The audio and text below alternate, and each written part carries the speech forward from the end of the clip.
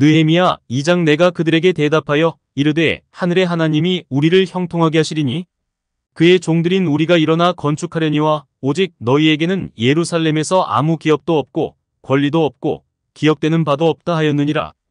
우리가 원형이라는 하나님의 기준을 말하지 않은 채 회복, 구원을 말하는 것은 세상이 더 좋아져야 한다고 말하는 것은 잘못된 것입니다.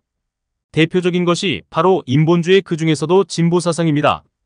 인본주의 중 진보사상은 인간 역사에 굉장히 유익한 일을 많이 가져왔습니다.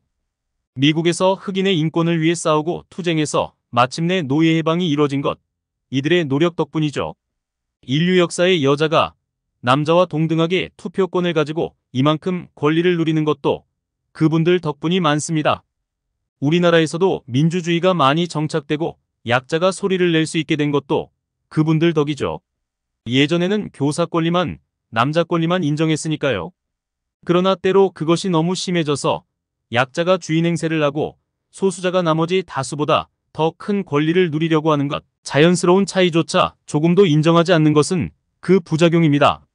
학교에서 인권이라는 미명하에 소위 개망난이 같은 아이가 한 명 들어와도 아무런 조치를 취하지 못하는 것이 그 예지요. 조금만 수틀리면 욕하고 교사를 대적하고 그래서 제지하면 부모를 통해 압력이 들어오고 또 이런 일도 있었지요.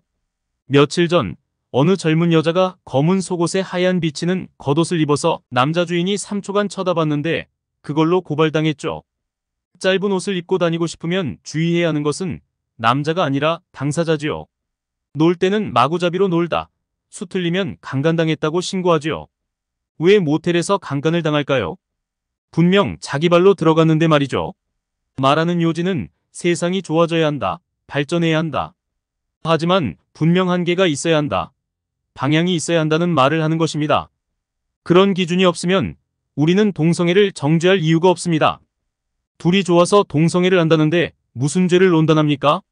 본인들 표현으로 남한테 일도 해코지를 하지도 않는데. 그러나 성경은 분명 동성애를 정죄합니다.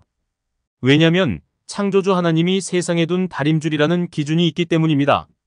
성은 분명히 결혼한 남자와 여자 사이에서 누려야 하는 것으로 하나님이 정하셨습니다. 비록 하나님을 믿지 않는다 해도 하나님이 사람에게 주신 하나님의 형상이라는 양심이라고 하지요. 기준에 비춰도 동성애는 부끄러운 것입니다. 이 세상 어디도 동성애를 자연스러운 것으로 받아들이지 않는 것이 그 증거입니다. 디모데전서 4장 그러나 성령이 밝히 말씀하시기를 후일에 어떤 사람들이 믿음에서 떠나 미혹하는 영과 귀신의 가르침을 따르리라 하셨으니 자기 양심이 화인을 맞아서 외식함으로 거짓말하는 자들이라. 그런데 이렇게 성경이 지적하는 대로 양심조차 화인 맞으면 불로 찢어져 감각을 잃어버리면 인본주의, 자기가 신이 되어 옳고 그름을 정합니다. 하나님은커녕 양심조차 거스른다. 지금이 바로 그런 세상입니다. 다시 돌아와서 기준, 성경이 말하는 기준, 원형이라고 계속 말했죠. 기준이 없이 구원, 회복을 말하면 그건 그냥 환상입니다. 러시아에서 귀족들이 너무나 과도하게 농노들을 수탈하니까 마침내 혁명이 일어났습니다. 황제와 그 가족을 죽이고 자, 이제 어디로 돌아가야 하나? 답이 없는 것입니다.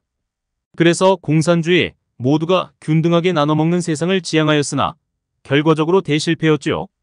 또 다른 귀족, 당간부라는 자가 생겨났거든요. 창조주가 만든 기준을 모르니, 성경을 몰라서 돌아가야 할 원형을 모르니 누군가 똑똑한 놈이 만든 그 가당치 않은 기준을 붙잡다가 저리 고생입니다. 우리는 하나님의 백성이 하나님의 세운 기준, 원형에 돌아가는 모습을 보고 있습니다. 찾아 읽습니다. 느헤미야 2장 그 밤에 골짜기 문으로 나가서 용정으로 분문에 이르는 동안에 보니 예루살렘 성벽이 다 무너졌고 성문은 불탔더라. 앞으로 나아가 샘문과 왕의 못에 이르러서는 탄 짐승이 지나갈 곳이 없는지라.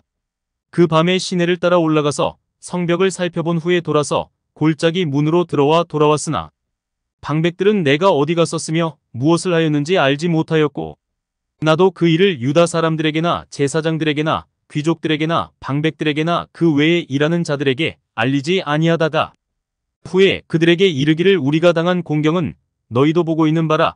예루살렘이 황폐하고 성문이 불탔으니 자 예루살렘 성을 건축하여 다시 수치를 당하지 말자 하고 또 그들에게 하나님의 선한 손이 나를 도우신 일과 왕이 내게 이른 말씀을 전하였더니 그들의 말이 일어나 건축하자 하고 모두 힘을 내어 이 선한 일을 하려 하매 호론 사람 산발락과 종이었던 암몬 사람 도비아와 아라비아 사람 게셈이 이 말을 듣고 우리를 업신여기고 우리를 비웃어 이르되 너희가 하는 일이 무엇이냐 너희가 왕을 배반하고자 하느냐 하기로 내가 그들에게 대답하여 이르되 하늘의 하나님이 우리를 형통하게 하시리니 그의 종들인 우리가 일어나 건축하려니와 오직 너희에게는 예루살렘에서 아무 기업도 없고 권리도 없고 기억되는 바도 없다 하였느니라.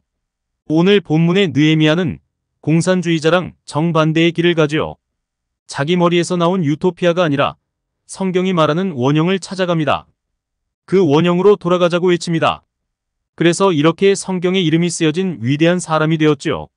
18절 이 선한 일이라고 하지요. 내가 세운 내 망상과 주님이 주신 비전은 어떤 차이가 있을까요? 제가 90학번인데 89년 저의 고등학교 반에 한 유명한 교회 다니는 아이가 있었습니다. 그 당시 모의고사를 보면 190 정도 받는 사람이었습니다. 지금으로 치면 전문대도 못 갈 정도의 실력인데 자기는 서울대를 간다는 것입니다. 아마 부흥회에서 큰 영감을 얻었나 봐요. 교회 다니는 아이였거든요. 1년 내내 서울대 노래를 불렀습니다. 그 확신이 전혀 흔들리지 않았습니다.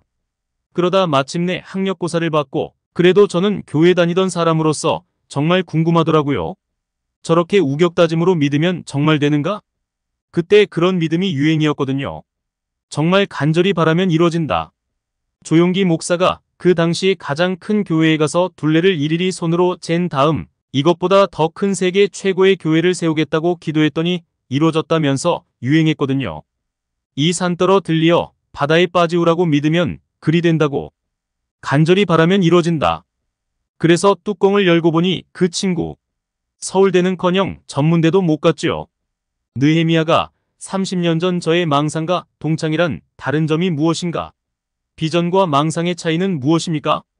느헤미야는 절대 자기 머리에서 나온 생각으로 비전을 말하지 않았습니다. 그냥 잘 될 거야. 간절히 소망하면 이루어져. 이런 자기 망상을 가진 사람이 아니었습니다. 18절 이 선한 일이라는 성경의 기준을 가지고 꿈꿨습니다. 제사장 나라의 핵심은 성전에서 제사 드리는 거야. 그런데 성전이 무너지고 성벽이 없다니 내가 그 원형을 회복하는 통로가 되어야지. 그런 자는 깨닫습니다. 18절 하나님의 선한 손이 나를 도우신다라는 자기 간증이 저절로 튀어나옵니다. 아, 하나님이 나를 이 길로 인도하시는구나. 하나님이 여기까지 나를 도우셨다. 에베네셀 고백이 저절로 나옵니다. 사무엘상 7장 사무엘이 돌을 취하여 미스바와 센 사이에 세워 이르되 여호와께서 여기까지 우리를 도우셨다 하고 그 이름을 에베네셀이라 하니라. 내가 하나님의 큰 기적을 내 삶에서 맛보고 싶다면 그저 내 욕심, 그저 내 소망을 따라 행하면 안 됩니다. 이 선한 일이라는 하나님의 기준에 따른 일을 해야 합니다. 모교회에서 저와 친했던 한 집사님은 고졸이었습니다. 배운 게 없으니 수련회에 와서 온갖 허들의 일을 감당하였습니다. 그분은 평생 교회 학교에서 몸으로 섬기는 일은 다 하셨던 것으로 기억됩니다. 머리는 안 되니 몸으로라도 다음 세대를 섬기자. 그런 선한 일을 했더니 하나님이 이분을 도우셔서 회사 사장으로 세우셔서 큰 돈도 맡기시고 중국에 공장도 세우게 하시고 그렇게 번 돈으로 자기가 세운 제자들 결혼식마다 찾아가서 큰 돈으로 돕기까지 하셨습니다. 장로가 되셨지요. 이분이 나는 큰 공장을 세우고 사장이 될 거야. 중국에도 공장을 짓고 장로도 될 거야. 그 다음에 사람을 섬겨야지 했더라면 아직도 고졸 출신 동네 구멍가게 아저씨였겠지요. 하나님이 인정하시는 이 선한 일이라는 성경에 기초한 그 일을 해야 합니다. 그리고 그 일을 위해서 가장 작은 일부터 시작해야 하고요. 느헤미야는 무슨 일부터 시작합니까? 앞으로 나아가 샘문과 왕의 못에 이르러서는 탄 짐승이 지나갈 곳이 없는지라.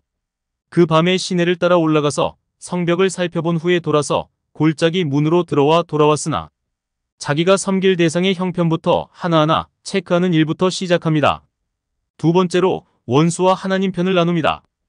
호론 사람 산발락과 종이었던 암몬 사람 도비아와 아라비아 사람 게셈이 이 말을 듣고 우리를 업신여기고 우리를 비웃어 이르되 너희가 하는 일이 무엇이냐? 너희가 왕을 배반하고자 하느냐 하기로 우리가 하나님의 일을 할 때 주의해야 할 것, 나만 옳다고 주장하면서 나 아닌 모든 사람을 다 적으로 돌리는 것입니다. 미국 남북전쟁 때 링컨 대통령이 그렇게 말했죠. 하나님이 우리 편이 되어달라고 기도하지 말고 하나님, 우리가 하나님 편이 되게 해주세요. 이것이 가장 합당한 믿는 자의 기도입니다. 나는 오직 하나님 보시기에 옳은 일, 하나님 나라의 맥락을 따라서 이 선한 일을 합니다. 이 일을 방해하는 자는 나의 대적을 넘어서 하나님의 대적입니다. 하나님이 처리하십시오. 이렇게 믿고 여겨야지 무조건 망상을 품고 그 망상을 따라주지 않는다고, 그 망상을 인정해주지 않는다고 상대방을 믿음이 없다고 말하고 저주하는 것은 정말 기독교인이 해서 안 되는 일입니다. 많은 목사들이 수십억 수백억 빚을 져가며 교회 건축을 했습니다. 목사님, 하나님의 일은 빚을 내서 하는 것이 아닙니다. 로마서 13장 피차 사랑의 빚 외에는 아무에게든지 아무 빚도 지지 말라. 아무리 말해도 전부 자기를 기죽인다고, 내 비전을 무시한다고 원수로 치부하며 교회에서 내쫓았지요. 그러다 빚을 못 갚고 신천지한테 팔아먹고 평생의 죄인이 되었습니다. 사람이 눈이 있어도 보지 못하고 귀가 있어도 듣지 못한다는 말이 그 말입니다. 내가 보고 싶은 것만 보고 내가 듣고 싶은 것만 들으니 그런 사단이 생기는 것입니다. 그 목사가 빚을 내서 교회를 건축하는 것이 하나님 나라와 무슨 상관입니까? 그냥 자기 욕심이지.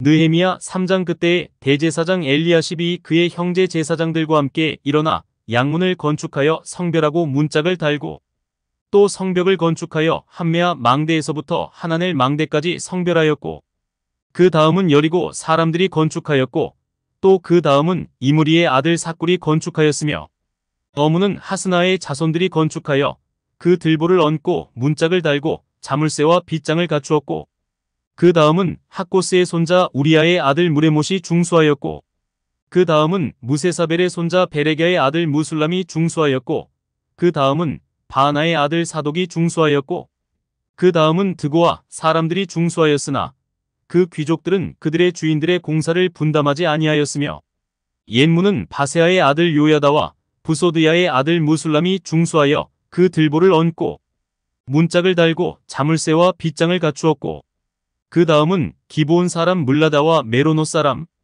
이아돈이 강서쪽 총독의 관할에 속한 기브온 사람들 및 미스바 사람들과 더불어 중수하였고 그 다음은 금장색 하레야의 아들 우시엘 등이 중수하였고 그 다음은 향품 장사 하나냐 등이 중수하되 그들이 예루살렘의 넓은 성벽까지 하였고 그 다음은 예루살렘 지방의 절반을 다스리는 후르의 아들 르바야가 중수하였고 그 다음은 하루맙의 아들 여다야가 자기 집과 마주대한 곳을 중수하였고 그 다음은 하삼느야의 아들 핫두스가 중수하였고 하림의 아들 말기야와 바한모압의 아들 핫숲이 한 부분과 화덕망대를 중수하였고 그 다음은 예루살렘 지방 절반을 다스리는 할로에스의 아들 살룸과 그의 딸들이 중수하였고 골짜기 문은 한운과 산호와 주민이 중수하여 문을 세우며 문짝을 달고 자물쇠와 빗장을 갖추고 또 분문까지 성벽 1001규빗을 중수하였고 분문은 베타게렘 지방을 다스리는 레갑의 아들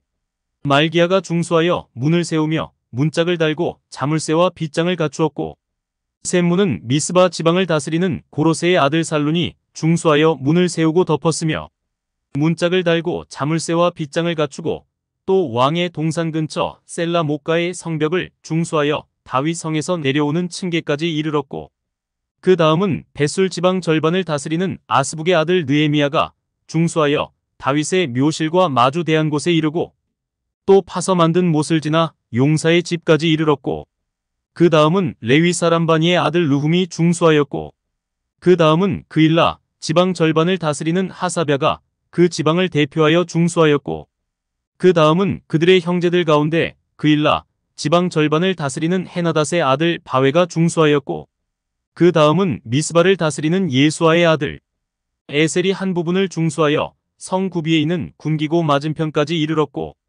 그 다음은 삽베의 아들 바룩이 한 부분을 힘써 중수하여 성 구비에서부터 대제사장 엘리야십의 집문에 이르렀고 그 다음은 학고스의 손자 우리아의 아들 무레못이 한 부분을 중수하여 엘리야십의 집문에서부터 엘리야십의 집 모퉁이에 이르렀고 그 다음은 평지에 사는 제사장들이 중수하였고 그 다음은 베냐민과 핫숲이 자기 집 맞은편 부분을 중수하였고, 그 다음은 아나냐의 손자 마아세야의 아들 아사랴가 자기 집에서 가까운 부분을 중수하였고, 그 다음은 헤나닷의 아들 빈누이가 한 부분을 중수하되 아사랴의 집에서부터 성 구비를 지나 성 모퉁이에 이르렀고, 우세의 아들 발랄은 성 구비 맞은편과 왕의 윗궁에서 내민 망대 맞은편 곧 시위청에서 가까운 부분을 중수하였고, 그 다음은 바로스의 아들 부다야가 중수하였고, 그때의 느디님 사람은 오벨에 거주하여 동쪽 수문과 마주대한 곳에서부터 내민 망대까지 이르렀느니라. 그 다음은 드고와 사람들이 한 부분을 중수하여 내민 큰 망대와 마주대한 곳에서부터 오벨 성벽까지 이르렀느니라.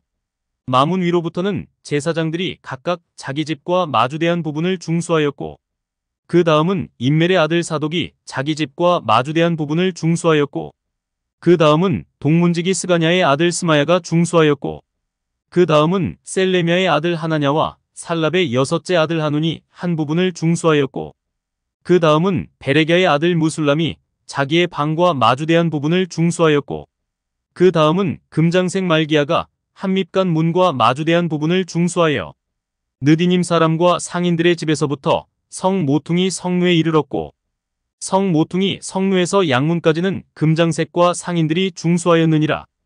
이 선한 일을 하니 하나님이 이렇게 사람을 붙여서 도와주시는 것입니다. 이 선한 일을 하는 자는 하나님이 반드시 내 부족함을 채워줄 사람을 붙여 도와주십니다.